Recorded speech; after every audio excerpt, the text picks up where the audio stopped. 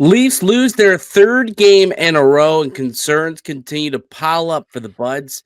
Should they be interested in possibly pursuing JT Miller? We'll get into all that and more on today's edition of the Locked On Leafs podcast, part of the Locked On Podcast Network. It's your team every day.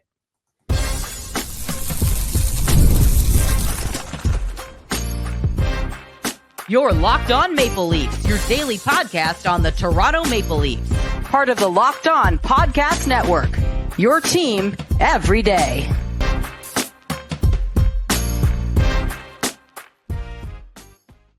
Hello and welcome into the Locked On Leafs podcast, a daily Maple Leaf centric podcast hosted by myself, Mike DiStefano, and my co-host, Dave Morassutti.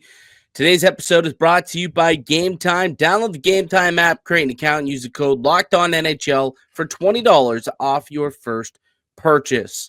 What's going on, Dave? How we feeling on a Wednesday? Well, yeah, middle of the week. Feels like you just want the weekend to come for the Leafs. So it's like you can't escape what's going on right now. No, I mean it hasn't gone great for the Maple Leafs. It's they lost 4-1 to the Dallas Stars, their third loss of the season, the first time all year that they've lost 3 in a row. So it's not it maybe feels a little worse than it really is because we haven't experienced this yet this year under Craig Berube, but that's now 3 losses in a row in 3 games where Toronto has been outplayed. They just have not been, the better team here. And last night was no different, losing 4-1 to Dallas. And I thought that the Stars came out. I thought Toronto started out decently well. I mean, I don't think they gave up the first shot until like the 11-minute mark of the first period, and Toronto's already up 1-0 by then. But then, Dallas weathered the storm at home. They weathered that first 10 minutes or so from Toronto. They came out flying, I guess, but then it was pretty well all Dallas from there on out. It was kind of reminiscent a bit of the game against Carolina, where started pretty good, got the game's first goal. Oh, in that game, they got the game's first 2 goals, and then the other team flips the switch, starts really pushing things, and the Leafs just couldn't sustain what they were doing at the start. And it's frustrating because in a lot of ways, I wouldn't say they've looked lifeless, but they haven't brought the gusto that we've come to see, right? And a lot of things that they were doing so well at the start of the year, like, have kind of gone out the window in a lot of ways. Oh yeah, like defending. Now I get Jake McCabe not in there, and he's a big part of this blue line, and it really shows when he's gone how much he means to this team. Like, would Jake McCabe have boxed out Matt Duchene on that goal? Probably, possibly.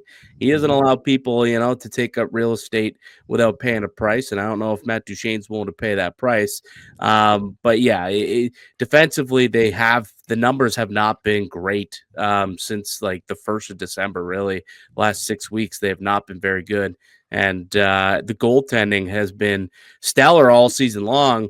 I wouldn't say Joseph Woll had a particularly good game tonight. I mean, there was a couple of goals there you just got to have, like that first goal by Stankoven. I mean, just not having good rebound control, not knowing where the puck is, and allowing him to bang at that rebound right between his legs. I mean, you can't have that. And they had the one goal that basically went right through him, the Duchene goal right in front. I thought there was 1 or 2 goals that he certainly would want back. And, what usually has been their strengths in their penalty kill and their goaltending, really kind of plagued them last night. Yeah, I mean, this is not the Leafs. Again, just a lot of things have kind of not looked like the Leafs. And Joseph Woll's it's crazy what happens when your goaltender doesn't act like the hero for you on a consistent basis, how your team looks. And in a lot of ways, like, I'm not blaming Joseph Woll, but yeah, you need him to come through because that's something that you've come to expect from him, right? The standard was already kind of set by him, and it hasn't really been the case. Like yeah, some of the goals you look at is like, really? Like that's the goal that gets like that he allows. It's almost like, yeah, it's disappointing because we've kind of had this expectation that he's, been able to make those tough saves. And like, I don't even say those, as you said, like those goals didn't look like tough goals. They looked in some ways, some of them were quite simple. The Duchesne one, obviously, that was a world-class goal, but the other ones were kind of, you know, pretty simple. A couple of tips, like the Bork one was like a double deflection. Yeah. I can understand that one. But like, yeah, just, being more solid in your positioning in front of the net too, right? Battling. Like, I know that they're having a hard time with guys in front of the net. Joseph Woll could also do a little more to battle with those guys, fight for his crease a little bit more. Things like that. I think it's, there's a whole lot of things going wrong with this Leafs team right now. But yeah, definitely need to see everyone kind of step it up a bit more. Yeah, no, absolutely. I thought Craig Berube said it after the game too. Just didn't see enough urgency out of his group tonight, and that's a word that he's used quite often over the last few weeks, is urgency and a lack thereof for this team. And it's just adding to the list of growing concerns on this Maple Leaf squad. It's like, at what point are they going to snap out of a stupor here and start showing that same level of urgency that they show from time to time?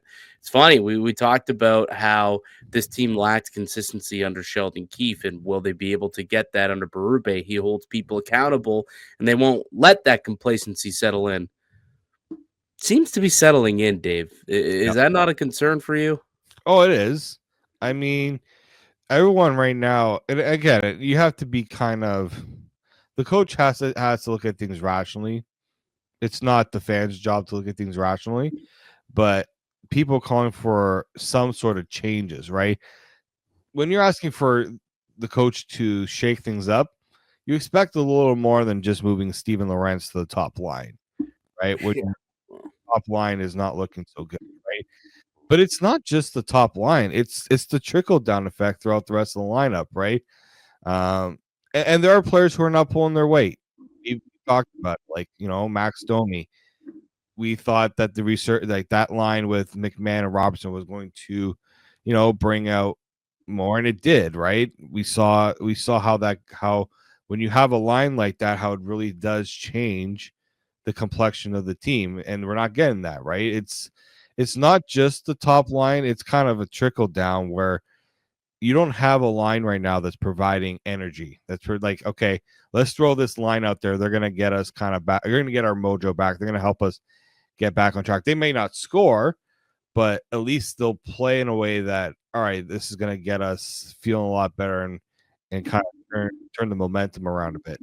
They don't have that right now. They don't really have that line you throw out there, and it's going to change the complexion of the game. Which is crazy when you think about how much money they pay to like certain forwards that they don't have that line out there. It's like it's wild to me that like Marner and Matthews, no matter who's on their wing, can't be that line. That's Varis and Nylander. No matter who's on that wing, can't be that line. Nylander just 1 goal, 2 in his last 11 games. That is definitely another growing concern, and another reason why Toronto has been taking L's recently when he's not finding the back of the net. There's no secondary scoring, and Matthews can't get it done all by himself. We witnessed that tonight. He scored, but no one else did, and doesn't go well. Doesn't go well for Toronto when all of that is occurring like it is right now. All right, we'll come back and we'll finish up our recap with the good, the bad, the ugly, and interesting development out in Vancouver. They possibly could be moving on from one of Elias Pettersson or JT Miller. Should Brad Treliving be making a call? We'll discuss that next here in the Locked On Leafs podcast, part of the Locked On Podcast Network. It's your team every day. Today's episode is brought to you by Game Time. I love going to live events, whether it's sports, music, theater, or comedy. One of my favorite memories was attending a Leaf game last year. The energy was great. The excitement was unforgettable. And the Maple Leafs, won the game.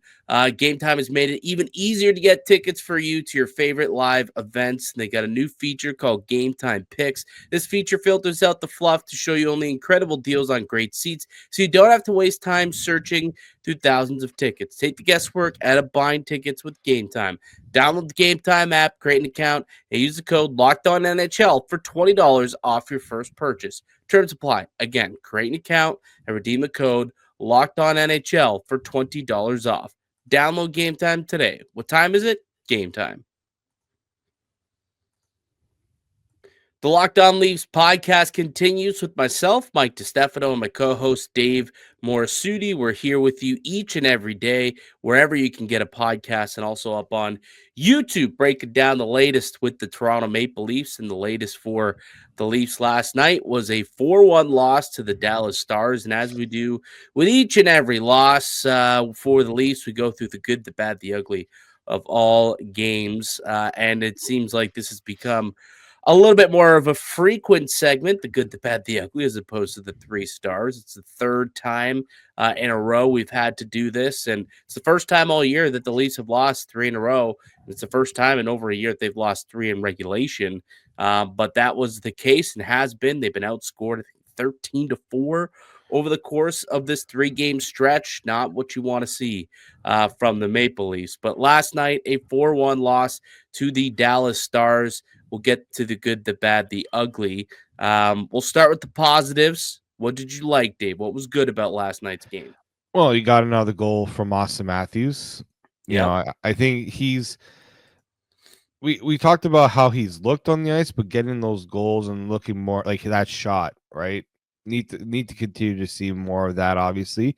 But it's at least good that he is getting those opportunities. I thought it was a good play too. Just that's what you need to do to score the goals, right? Put pressure, right? Force turnovers. Yeah, there was maybe a little bit of a I don't know what the heck the Stars were doing on that play. They were just kind of like fumbling the puck left, right, and center. But that's because the Leafs put pressure on them. So that's what you got to do to get goals. Put pressure on the team. Put yourself in, in odd man situations. And I don't know how Austin Matthews got that wide open after Marner got the puck, but it was a good. To me, that's what we need. He was moving his feet because he was moving his feet. He wasn't stagnant, right? Like they did a little cross off, and like he was moving his feet, got to a different spot on the ice, and the defense wasn't trailing as well as they should have. They lost coverage a little bit because he was moving, not being stagnant. That's why. That's what this team needs to do a little bit more, and not just perimeter. Like they cut through the center of the ice, went from one side of the ice to the other, moved everyone around. So that was a big reason for why they got that done. So, yes, I thought the start was pretty good for Toronto. Obviously, they scored the game's opening goal 5 minutes in.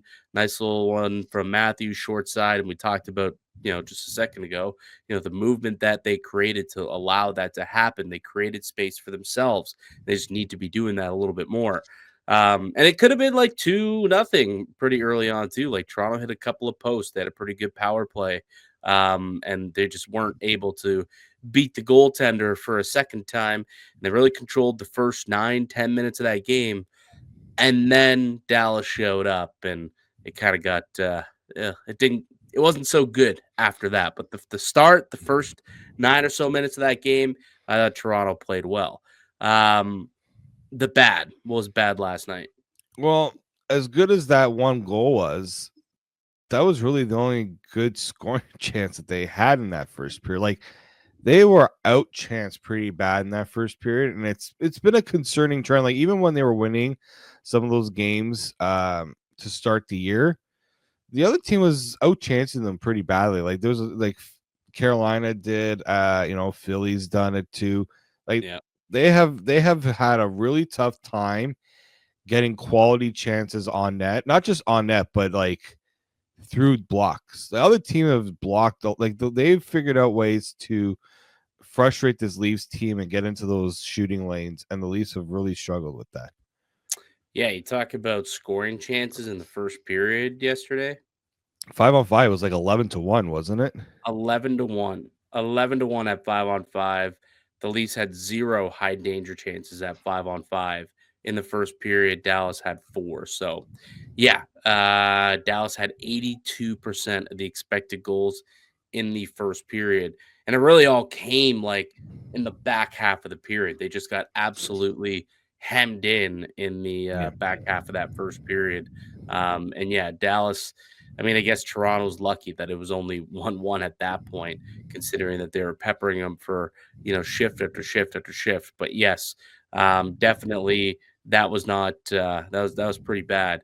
And the first goal I thought was a pretty bad one from Joseph Wall. I didn't like Joseph Wall's game overall. I thought a couple of the goals you just kind of you got to have it. But I thought the opening one was probably the worst of the four that he had allowed. I mean, you just got to have better awareness of where the puck is at that point. You can't just let it sit out in front for someone to bang at between your legs.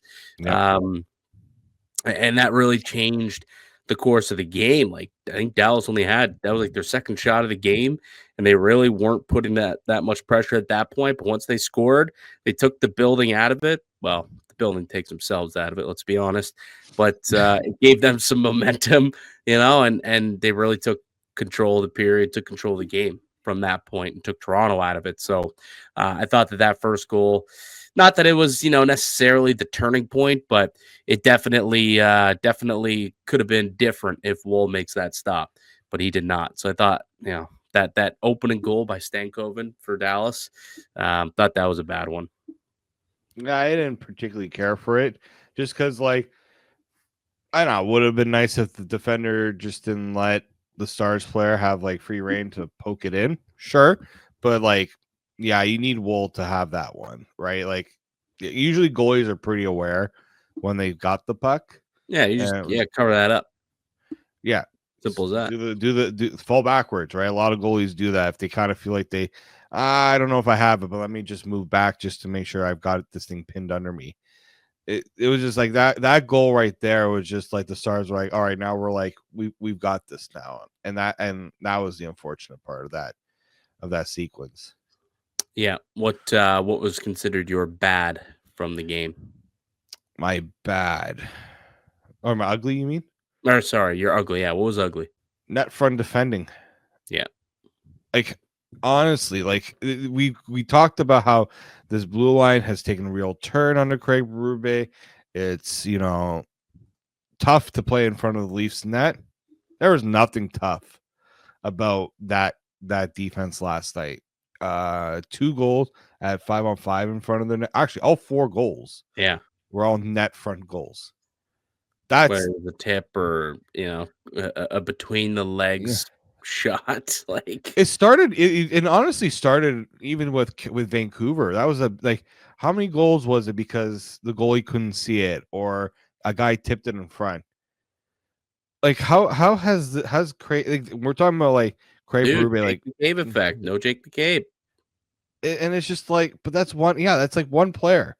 You've got, It's an important player. He's your best defensive player, arguably. Him and Chris Tanev.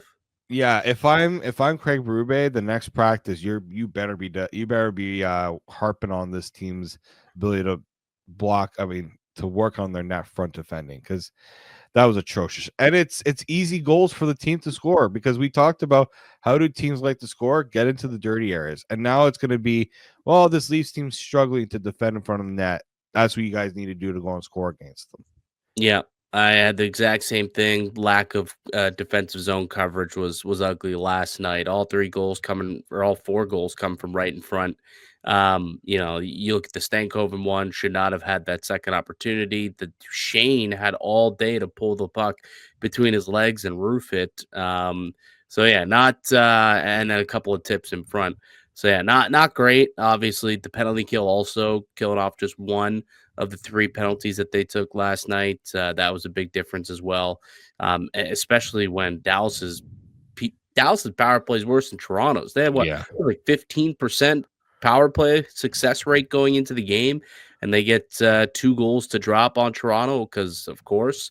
I thought that there was a couple of ugly parts in that game, and the penalty kill, which realistically penalty kill goals or the power play goals they gave up was because of the bad defensive coverage, for sure. So I'm with you on that being the ugly of the Maple Leafs game last night. All right, someone who might be able to add a little bit of secondary scoring, which was also ugly last night. Didn't get a single goal from anyone not named Austin Matthews.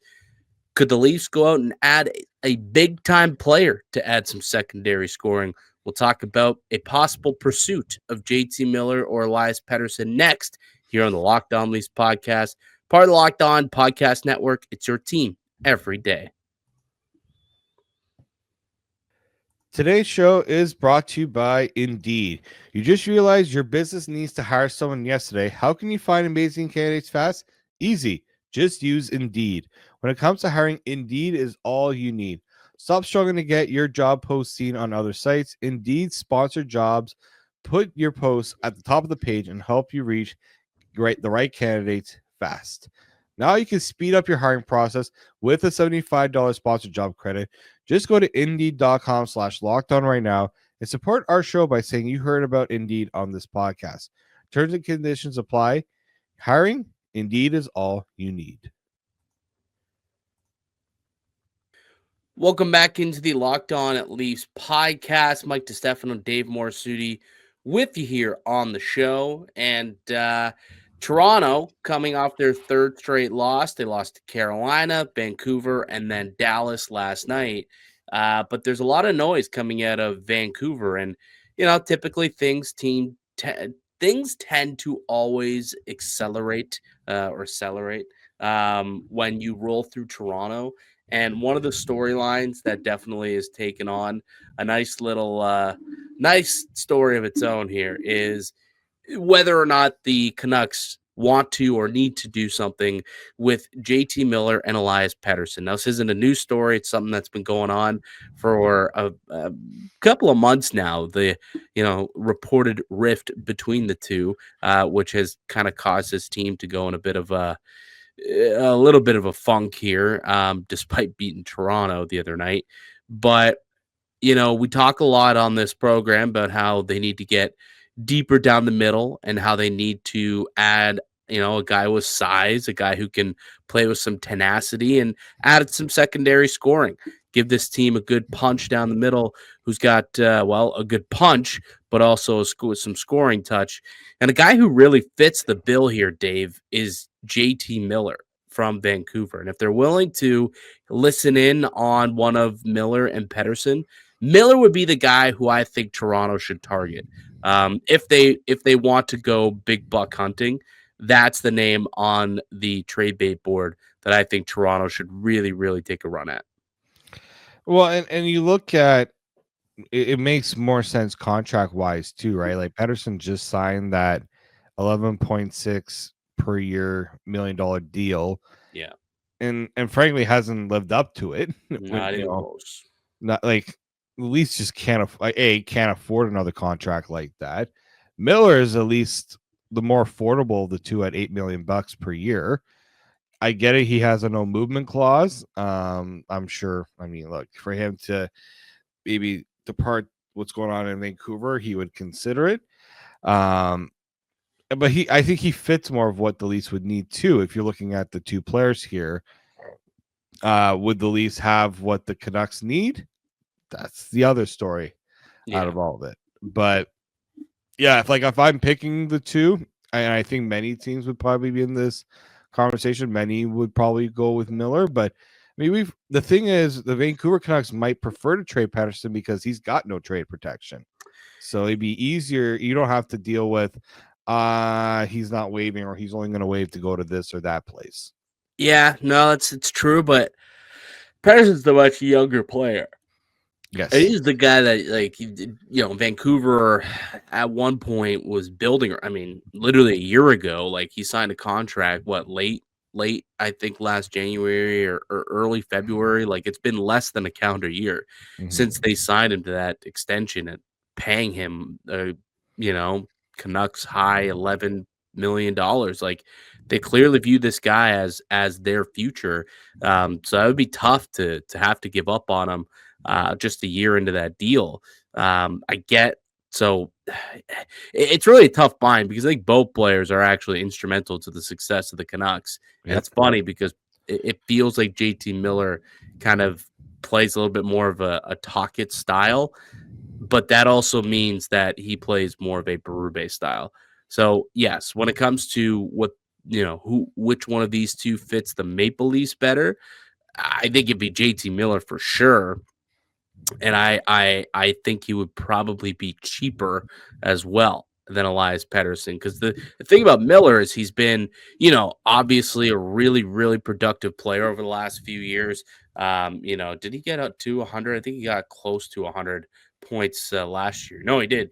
103-point season Yeah. just a year ago, 37 goals, had 82 the year before that, 99 the year before that. So he's been a 100-point player for the better part of the last 3 seasons in Vancouver. He's been the heart and soul of that team, a two-way guy. He sticks up for his teammates. He fights. He hits. He blocks shots. He does it all. Really, he does it all. And it's something that Toronto doesn't have that kind of player, especially in their top 6. And he could really, really give this team something that they lack. The big question, Dave, is what would it cost? And does Toronto have those type of assets to make a deal of this stature? That is something I don't know. But you bet that if Brad Treliving is calling Jim Rutherford, a guy like Easton Cowan has to be part of this deal for either one of these two. Like, are you willing to make that bet? Are you willing to make that trade for two guys who are struggling mightily this year? Like, that's the other thing, is both guys are not playing well. And JT Miller, like, he's perfect in a sense, and you talked about what he's done the last 3 years, but you look at what he's done over the course of the last few games here. I mean, he's pointless in his last few games, and he only has 2 goals in his last, since November 17th. Just 2 goals since November 17th. That's 16 games that he has really struggled to find the back of the net. So it's, he's 32 years old. He's not getting any younger. There's still, 6 years left on that deal, I think. So there are, some question marks that you have with that contract, but does that also maybe make it cheaper when you're looking to bring something like that in? Well, that's it, right? Like, he's not exactly producing at the rate you'd want him to. And my other concern, when you trade like an Easton Cowan, yeah, I know you're getting a center out of JT Miller, and he probably fits more with term, though. With term, he's got that term, right? You're not doing it for a rental, and I truly get that, but you have to be almost certain that JT Miller isn't going to have, like, this is just a blip on the radar, and this is not him starting to drop off, right? Like, he's playing fewer minutes too now, right? Well, I don't think that's necessarily because he's getting old and tired. No, I think that's like message sending. Yeah, the coach is trying to shake things up with him, but he played 13 minutes the other night. 13 minutes against Toronto. I also just think other teams will come in a lot stronger with what the Canucks need. The Canucks really need defensemen. And look, the Discord, if you go on the Discord, I'll have to put a link in so I add some more members to the Discord. There's some people in the Discord that think that a Morgan Riley type of deal for JT Miller would be more in favor for both teams. Again, the other problem is you got 2 guys on each end who have no movement clauses, so you got to first deal with that scenario. But I mean, if you're Vancouver, yeah, your forwards are not bad. You need defensemen though, because like when Hronek was out, it was Tyler Myers that was playing with Quinn Hughes. Now Quinn Hughes is so good that it hadn't really impacted him, but the drop off on the rest of the lineup was drastic. Unless you're playing against the Leafs, and then you just look like Stanley Cup contenders. But I think if you're the Leafs, yeah, you probably would have to throw an Easton Cowan in there just to even get the Canucks to consider it, because like the Canucks turned down a Mika Zibanejad trade apparently for JT Miller. Now look, Zibanejad is not exactly playing great either. That's the thing; he's in the same boat, right? But they really want Braden Schneider from the Rangers. Like, that's what it's going to take to get a JT Miller, in my opinion. They want Danford. Is it Ben Danford possibly in the mix here? I just don't even know if they probably want something that's more helping them now versus something that they're waiting for. Yeah, and they don't really have that type of guy. That, They don't have that in excess. Like no, they can't afford to give up anyone that's of any value on their blue line, and that's why right? the Sabres seemed like the most ideal when they were talking about the Cousins and Byram for Pettersson. Pettersson. Like I could kind of see that why that would make sense for, I mean, more so for Vancouver than for Buffalo, because Bowen Byram is also, I think he's a UFA, so for Buffalo you at least get someone with term. Cousins has been up and down throughout his career so far, so like that I can see why that works a little bit more, because I think Vancouver's look for that type of deal. We know Jim Rutherford's not exactly a futures guy. He is what can I do now, right? There's a reason why they went and did that deal for Hronek. You look at the moves that they've made, it's never been about future for this team. It's been about what can we do now to fix the team. Yeah. And they're a competitive team. It's a good team, as they should be looking towards the present as opposed to the future. And yeah, unfortunately, unless you're willing to give up a big gun, a trade for one of these two doesn't seem likely, I'll say, for Toronto, although it would bolster this squad immensely and give them, the type of player that Toronto's been lacking the last few years, especially with the JT Miller type of guy. But I do find that it's unlikely that Toronto can pull off a deal of that stature with what they got cooking in the cupboard and on the roster. They just don't have enough depth at either position really to make it happen. All right, Dave. That'll do it for us today on the podcast. I'd like to thank you all for listening and supporting the show. You could subscribe to the Locked On Leafs podcast on all platforms and receive daily Leafs content. Follow myself on Twitter at Mickey_Canuck. Follow Dave at D_Morassutti. And follow the show as well at Locked On Leafs. We'll be back with another episode for you guys. Tomorrow we'll be teeing up Leafs Devils. Sheldon Keefe returns to Toronto. We'll talk about that on tomorrow's show. But until then, keep it locked right here on Locked On Leafs.